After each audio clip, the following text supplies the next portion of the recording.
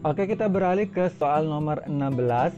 Pada awal inkubasi terdapat 8 bakteri di tubuh pasien. Setiap 3 jam bakteri membelah diri menjadi 2. Oleh karena pasien tidak diobati secara tepat, bakteri terus berkembang biak. 30 jam setelah awal inkubasi, pasien minum antibiotik untuk pertama kali. Efektivitas antibiotik membuat setengah dari bakteri mati segera setelah pasien minum antibiotik. Banyak bakteri setelah pasien minum antibiotik adalah A. 3072 bakteri, yang B. 4096 bakteri, sedangkan yang C adalah 6144 bakteri, yang D adalah 8192 bakteri.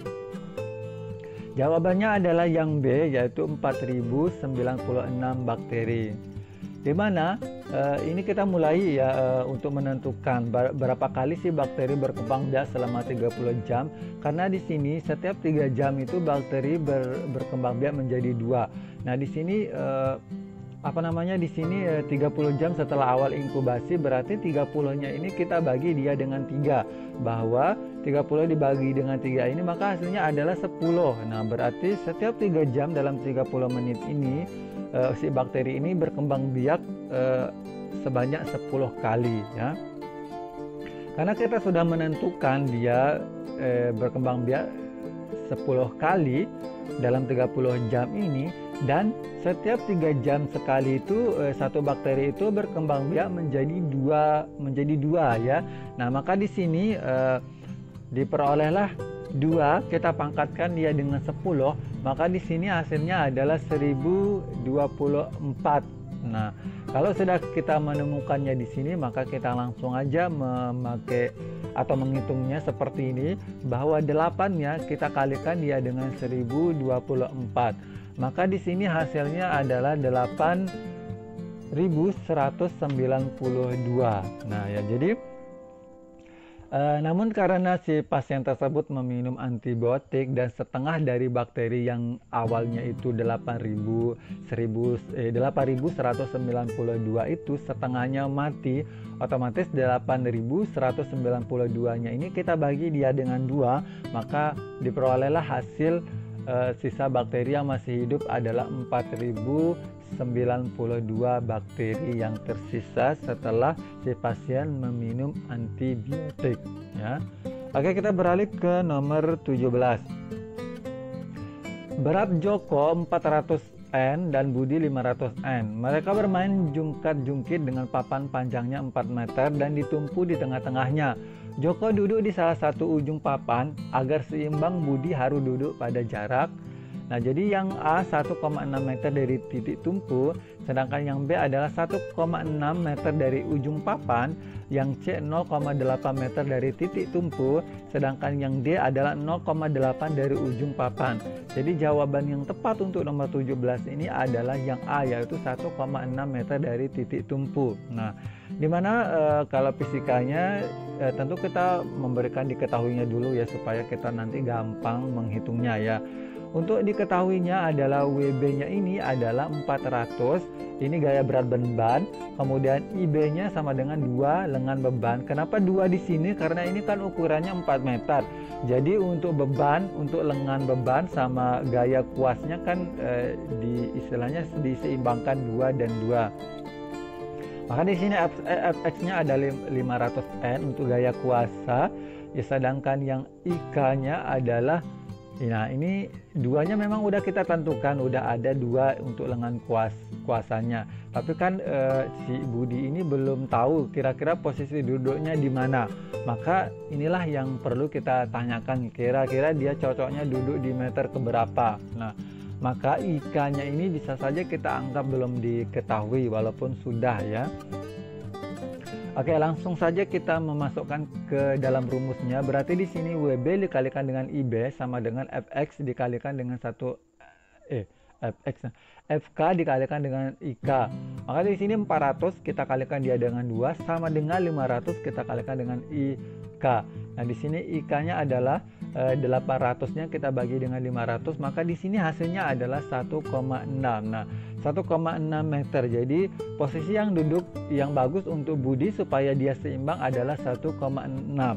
Tapi 1,6 ini dari mana ya? Jelas di sini dari titik tumpunya ya. Jadi supaya ini seimbang antara Joko dan Budi itu kalau dia main jungkat-jungkitnya bisa seimbang ya. Oke, kita beralih ke soal nomor 18. Bidang miring licin panjangnya 3,2 meter disandarkan pada bak mobil tingginya 80 cm dari tanah.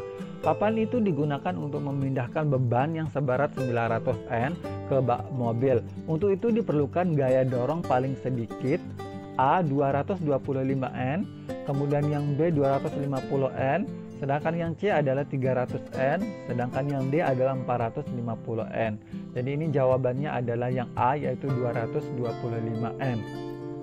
Nah, di sini sama seperti yang tadi itu, ini karena fisika perlu kita diketahui bahwa ini diketahuinya I-nya sama dengan 3,2 meter, kemudian H-nya adalah 80 cm, tapi perlu kita ubah karena ini satuannya harus meter, maka di sini 80-nya kita bagi dengan 100, maka hasilnya adalah 0,8, kemudian untuk W-nya adalah 900 N. Nah, sedangkan yang ditanyakan adalah gaya dorong, berarti ini F-nya ya, maka langsung saja kita jawab, berarti W per F sama dengan I per H. Nah, di sini kita masukkan langsung nilainya, 900 per F sama dengan 3,2 per 0,8. Ini tinggal kita mengkalikan silang aja, maka diperoleh hasilnya adalah 3,2 F sama dengan 900 dikalikan dengan 0,8. Di sini 900 kita kalikan dengan 0,8, hasilnya adalah 720. Baru kita bagi dia dengan 3,2, maka F hasilnya adalah 225. Oke, kita beralih ke nomor 19.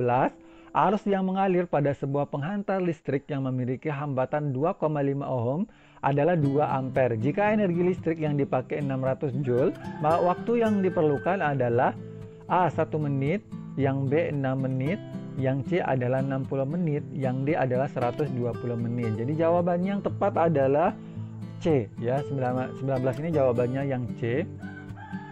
Oke, diketahuinya adalah R-nya, yaitu hambatannya adalah 2,5 ohm, kemudian I-nya adalah 2 ampere. Nah, ini kita cari dulu terlebih dahulu V-nya ya, voltnya. Jadi di sini maka V sama dengan R kita kalikan dengan I, maka di sini adalah 2,5 kita kalikan dia dengan 2, maka hasilnya adalah 5. Nah, di sini yang ditanyakan adalah yang T-nya, waktu yang diperlukan. Jadi diketahui W-nya udah sama dengan 600 joule. Kemudian yang dicari yang tadi itu adalah waktunya, maka di sini W sama dengan V dikalikan dengan I dikalikan dengan T. Karena V-nya tadi 5, maka langsung saja kita masukkan, berarti W-nya adalah 600, kemudian V-nya adalah 5, sedangkan I-nya adalah 2. Kemudian T-nya tanda tanya atau yang ditanyakan, maka di sini adalah kita langsung aja T sama dengan 600 dibagi dengan 10, maka hasilnya adalah T sama dengan 60. Tapi di sini perlu kita diskusi teman-teman, karena di sini yang T ditanyakan ya. Sedangkan untuk soal yang semacam ini itu biasanya satuan dari T itu adalah sekon. Tapi di sini untuk optionnya apalagi yang ditanyakan adalah menit. Apakah perlu yang hasilnya 60-nya ini kita anggap satuannya adalah sekon? Maka kalau kita menganggapnya sekon, berarti pada saat kita memindahkannya ke menit otomatis maka jawabannya yang tepat adalah 1 menit ya. Jadi ini perlu kita diskusi karena ya ini tanggapan saya ya, bahwa kalau memang dia T-nya ini satuannya adalah sekon, berarti kita mau mengubahnya ke menit ini sesuai dengan optionnya ya. Maka kalau 60 kita ubah ke menit, otomatis jawabannya pasti ketemunya adalah 1 menit ya. Oke, ini nanti kita berdiskusi ya, mungkin teman-teman punya jawaban tersendiri juga ya. Oke, kita beralih ke nomor 20. Lelehan gula putih tidak menghantarkan listrik, sedangkan lelehan garam dapur atau cair dapat menghantarkan listrik. Hal ini disebabkan A. Gula merupakan unsur bukan logam, sedangkan B. Garam dapur merupakan senyawa, yang C adalah gula putih merupakan senyawa, yang D adalah garam dapur tersusun dari partikel bermuatan. Nah, jadi ini yang tepat adalah yang D, yaitu garam dapur tersusun dari partikel bermuatan. Jadi ini tidak perlu saya jelaskan, ini teman-teman juga udah pasti tahu ya. Oke, kita beralih ke nomor 21. Menurut Kongres Internasional di Washington, ditetapkan perbedaan waktu berdasarkan luas bujur sebesar 15 derajat bujur. Akibatnya di seluruh permukaan bumi terdapat daerah waktu A 369 tempat, yang B 180 tempat, yang C 24 tempat, 4 tempat, ya sedangkan yang D adalah 12 tempat. Oke, jadi untuk nomor 21 ini jawabannya yang C, di mana di sini keterangannya yaitu berdasarkan kesepakatan internasional tahun 1884 terdapat 24 daerah waktu yang ditetapkan berdasarkan perbedaan kelipatan 15 derajat garis bujur. Disebut waktu standar atau bujur standar. Bujur standar adalah garis bujur kelipatan 15 derajat untuk memisahkan perbedaan waktu akibat rotasi bumi, di mana bumi sekali rotasi, jadi atau bumi berputar mengelilingi 360 derajat garis bujur. Rotasi bumi menempuh waktu selama 24 jam, maka 24-nya kita kalikan dengan 60 menit, maka hasilnya adalah 1440 menit. Jadi setiap 1 derajat itu ditempuh 1440 kita bagi dengan 360, maka hasilnya adalah 4 menit. Nah, dengan demikian setiap 15 derajat garis bujur ditempuh 15 dikalikan dengan 4 menit sama dengan 60 menit atau 1 jam. Oleh karena itu daerah dengan perbedaan garis 15 derajat mengalami perbedaan waktu selama 1 jam. Kayak seperti Jakarta dan Lombok yang mengalami perbedaannya adalah 1 jam ya. Oke, kita beralih ke nomor 22. Perdagangan antar negara memiliki peluang perdagangan lebih luas dibandingkan perdagangan antar pulau. Jika dianalisis, kondisi ini terjadi karena A. Perdagangan antar negara menggunakan lebih banyak modal, sedangkan yang B adalah perdagangan antar negara memiliki produk lebih beragam. Yang C adalah perdagangan antar negara menggunakan mata uang asing. Yang D adalah perdagangan antar negara memiliki jangkauan lebih luas. Jawaban yang nomor 22 ini jawabannya adalah yang D. Di sini ada beberapa rinciannya atau penjelasan singkatnya. Jadi perbedaan antara perdagangan antar pulau dan perdagangan antar negara itu yang pertama adalah peluang perdagangan yang lebih luas, di mana masyarakat suatu negara dapat melakukan jual beli barang dan jasa dari negara lain. Nah, sedangkan antar pulau tidak bisa karena hanya antar pulau saja ya. Yang kedua adalah adanya kedaulatan bangsa, yang ketiga adalah penggunaan kurs tukar. Kita beralih ke nomor 23. Dalam melakukan perdagangan internasional, suatu negara dapat mengatur aliran barang dan atau jasa tanpa campur tangan negara lain. Sementara itu dalam perdagangan antar daerah aliran barang dan atau jasa berjalan bebas. Kesimpulan yang diperoleh dari pernyataan tersebut adalah A. Perdagangan antar negara memiliki peluang yang lebih luas. Yang B adalah perdagangan antar negara melibatkan banyak pelaku ekonomi. Yang C adalah perdagangan antar negara menggunakan nilai kurs berbeda-beda. Sedangkan yang D adalah perdagangan antar negara menunjukkan kedaulatan suatu negara. Oke, jadi ini soalnya hampir mirip dengan 22 atau materinya ini juga sama. Jadi untuk nomor 23 ini jawabannya adalah yang D. Di mana di sini rinciannya ini saya rincikan secara full, yang nomor 22 tadi itu setengah ya.